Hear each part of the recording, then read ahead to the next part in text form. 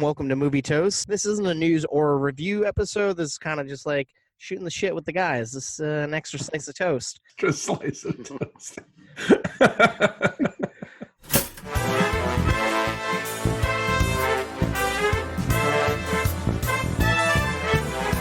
So what's up? You guys watch anything since we last met? Yes, sir. What do you got? Yeah, me too. Go ahead, Dennis. Oh, all right. Well, I got around to watching the Seth Green movie Changeland. He wrote, directed, and starred in this film. That's available on Hulu. It was a good time.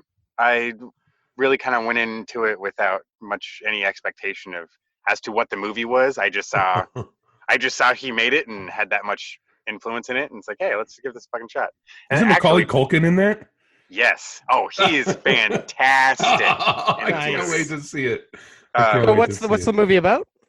So Seth Green is abruptly taking this trip. It's supposed to be a surprise anniversary trip for him and his wife. Comes to find out his wife has been cheating on him. He was reading some of her emails, or got into one of her phone contacts. Turns out she's been hiding this guy's information under another name. So instead of taking the trip with his wife at the last minute, because she doesn't know about it, the last minute he decides to take the trip with one of his best friends, whom he's kind of lost touch with some. And that is played by Breckin Meyer. Yes. They decide to go on this trip to Thailand together. And it's a little heartwarming. It's got some feels in there. There's some sad moments, but I think there's something to take away from it. The message he's trying to give becomes pretty clear, and you're kind of going on this journey with him. So it's not a laugh riot all the way through. It has funny moments. At first, it does kind of look like Seth Green's just wants to go to Thailand with some of his best friends and make a movie, which that's kind of there too. But it's shot beautifully. They really capture, makes me want to go visit Thailand. That's for sure. Well, yeah, he was saying that back when this came out, he was on a bunch of podcasts promoting it. I guess him and his best friend were out there on a vacation. He's like, I really want to make a movie out here. It's beautiful. And I want to show people how beautiful it is in Thailand. So kind of wrote around that. It is gorgeous. And yeah, the locations you get to visit, the cast is all great. His wife, Claire Grant, is in it. Brenda Song, she plays another one of the tour guides. It's a good group of people together. Yeah, I would call that, although, given the measure of the scale here, I would still call it a green light. It's a good feeling movie. By the time the film resolves, it's I feel a little, not empowered, but there's a positive message behind everything. There's the journey that he's trying to take you on, I feel really plays well. It doesn't feel cheesy to me. I could see some people possibly interpreting it that way, but first few minutes, you really capture the tone of what the movie is. We crack a few jokes, but it's still kind of somber. We come back to that at the end, but in a really positive way. Nice. I very much enjoyed it. I think you guys would dig it. I looked it up on IMDb, and just the movie poster alone, I was like, yeah, I'm gonna watch it. It kind of looked like the poster. Before I actually clicked on it to see it zoomed in, it kind of reminded me of Without a Paddle. I don't know why, even though Seth Green was in that. I just wanted to comment real quick on the movie poster itself. I think it's great. So they got Seth Green and Breckin Meyer up at the top. They're sitting on a swing? And then you see the rest of the cast. They got the Brenda Song, Claire Grant, all the rest of the people. And then it says with Randy Orton, which is great because that's got my attention. And then the way they say Randy Orton? Is he a wrestler? Yeah. Okay. And then they say and Macaulay Culkin. And the picture they got is him with the sunglasses, and he's just looking like, yo, what's up? His character is fantastic. Oh, I can't wait. Almost every scene he's in, he fucking steals it. Isn't he like a tour guide or something? Yeah. He gives so much without saying a whole lot. It's fantastic. Tommy, what did you see? Teenage Mutant Ninja Turtles 2, Secret of the Ooze. It wasn't the same as when I was a kid. I really liked the first one. But the second one I don't think the second one was as good. And it hurts me it pains me to say that. Hey, but that's the point of going back and rewatching it now to find out. It had Bebop and Rocksteady, which were stupidly renamed Razor and Toka. The Super Shredder at the end. Doesn't it say something about the movie when that one of the highlights of the film is that they got fucking Vanilla Ice to do a Dude, song. the ninja rap is the best part of that movie. Go ninja, go. Actually, that became one of his number one hits. I was about to say, I'm gonna pull a Corey. Look at the qualifiers. Look at the qualifiers. Yeah. They brought back a lot of people. I hate the change in April O'Neil. The lady they got for the first Ninja Turtle movie for April O'Neil was perfect. And then why they recast her? You normally do research and stuff. She didn't. She didn't want to be in the second one. She didn't like how the first one came out. Oh, wow. I remember reading this one. She thought the first movie was too violent, and she said had she known it was going to be that dark, she probably wouldn't have done it. What are you talking about? It's not as dark as the comic books were. It still was. And keep in mind, this is also the movie's in production before the cartoon existed, so there isn't even that for a frame of reference. That's more for the audience. But I think it was a lot of people just didn't realize a comic book about crime-fighting turtles that use ninja skills is actually pretty fucking dark and violent. There's a fight scene when they're in the junkyard and Shredder's there. All the Foot Clan are there. His number 2 man is there, Tatsu or whatever his name is. And the turtles are in the middle and they're about to fight, but then they do a huddle. It's like, hold on, let's figure it out. Let's plan this out. And everyone else is just standing there like, let's just let them stand there and figure out what they're going to do to beat us. Overall, would you say it's a yellow light? I mean, at this point, if they haven't seen it, like, you don't need to. And I hate saying that about a Ninja Turtles movie, but really, like, if you haven't seen any of the Ninja Turtle movies and you're going to watch the first one. Speaking of comic book movies, last night I went to the movie theater and saw Vin Diesel in the comic book movie Bloodshot. Oh, all right. I'm not gonna lie, I was really looking forward to this movie. Like the trailers kind of looked cheesy and badass, I thought. Didn't Corey pretend to see it? Yeah. And I'm not gonna lie, it was badass if you get rid of the ass. It was just bad. It was like, I see what you did there, you bastard. It's like it had very cool potential, but I feel like they blew everything in the trailer because you find out that pretty much it's this guy died in the army or something. Then they bring him back with some nanotechnology, and he's pretty much invincible because if he gets shot, the little nano guys inside of him fix him. This evil corporation implant this fucking memory in his brain of his wife being killed by a guy, and like he's like, I gotta go find this guy and kill him. And then it turns out they re-wipe his memory and send him out again, and they just change who the guy is each time. And it's someone who left the company. It's always someone who left the company because they weren't fans of the shady shit that they do.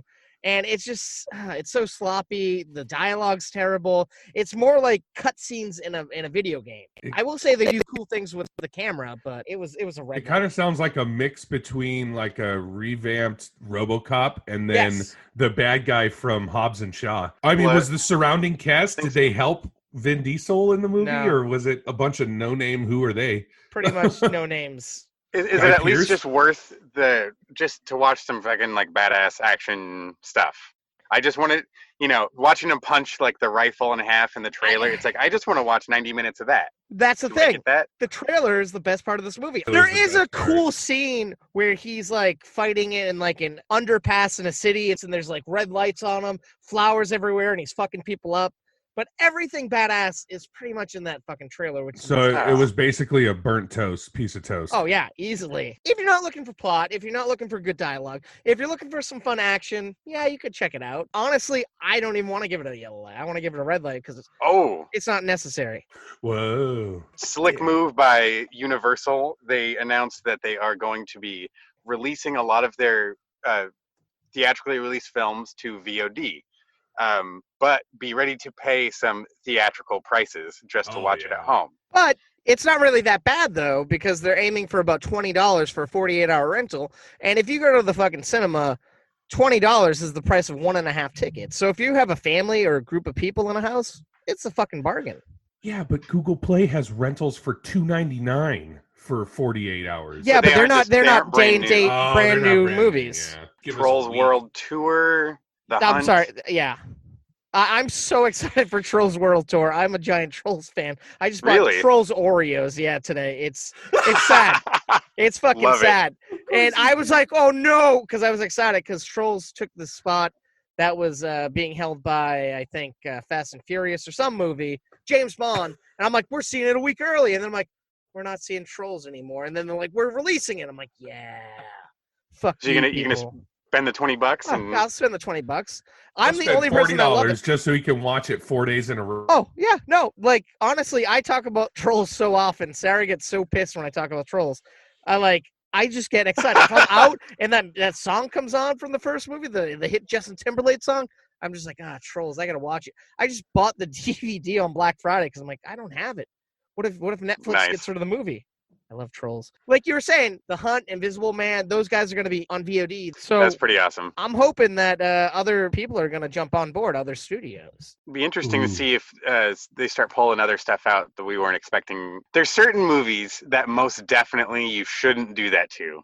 Oh, yeah. F9? No. You got to wait for that shit in theaters. You need to Yeah. see it on the big screen. Yeah. You need to feel the seats rumbling, all of that shit. Oh, yeah. Same with James Bond. That one should be enjoyed on the big screen. For years now, I know we've been talking about, I know you weren't around for season 1, but we've been talking about the New Mutants forever and how they've been delayed like 3 years at this point, and now they're pushed back again.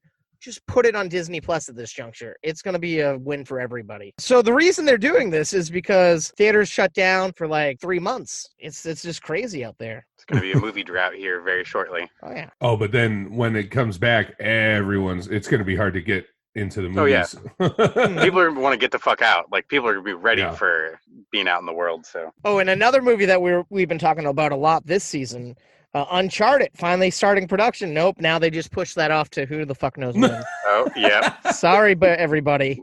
I love that you're like, yep, that movie we've been tease. talking about. Yep, they finally started production. Nope, never mind. They're pushing it back now. Oh, man. And I was just reading Ryan Reynolds and Blake Lively. They're donating $1 million to food banks to help with the corona relief. Yeah, Nice. Steph Curry did the same thing. Yeah, it's like I'm happy to see people with money are actually stepping up and doing their part. Good. You guys know who didn't know anything about coronavirus? Jared Leto was on a 12-day isolated Mediterranean trip and just woke up yesterday finding out that there was a virus.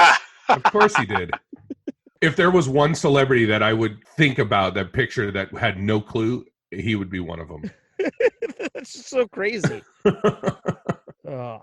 And Disney just announced that Black Widow is not opening May 1st anymore. After they're like, we're definitely opening it. We're not delaying it. So that's another one that's biting the dust here, guys. Sorry, I know we're just shooting the shit. And now all the news. There's now, if you use the Google Chrome extension, there's going to be something called Netflix Party, so you can watch with friends. If you guys want, we could do like some of that and maybe use the audio as like a commentary track or something. I've been wanting to do a commentary episode for the longest. That's why when we did that trailer talk stuff, when we do the trailer talk, that was awesome. Dennis, before you came on, each of us picked a movie trailer. We all synced up the trailer at the same time and pressed play. Basically like Mystery Science 3000. And then I was just going to sub it in there, but it was too much work right now for my schedule to. But we are going to do that again very soon. Yeah. Well, that's why I'm saying we should do that. We should start that now. With a movie. Yeah. Well, I meant like trailers, but so yeah, we should look into that. Sounds good. All right, guys. So Tommy, I hope you're going to be safe with your quarantine. We'll probably all be in quarantine soon enough with you.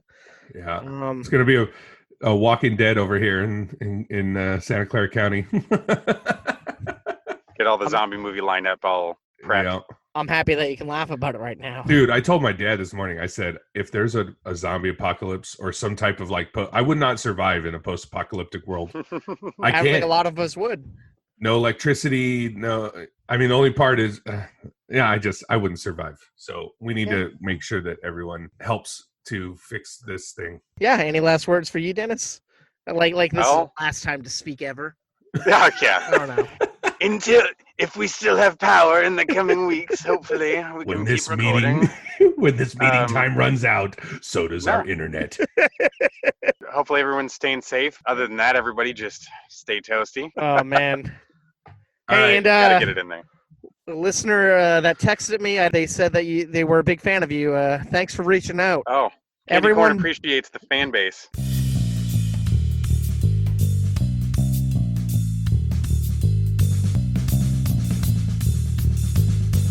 I was tired of the coronavirus when it was still in China. Yeah, me too. I know it's getting It's getting to be some old news, man. So, do you guys want to like pump the brakes on giving news until we get actual news worthwhile, and not just the same bullshit? It's here.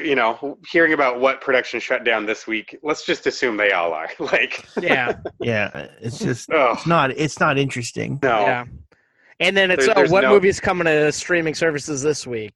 We'll talk about it if it's worthwhile.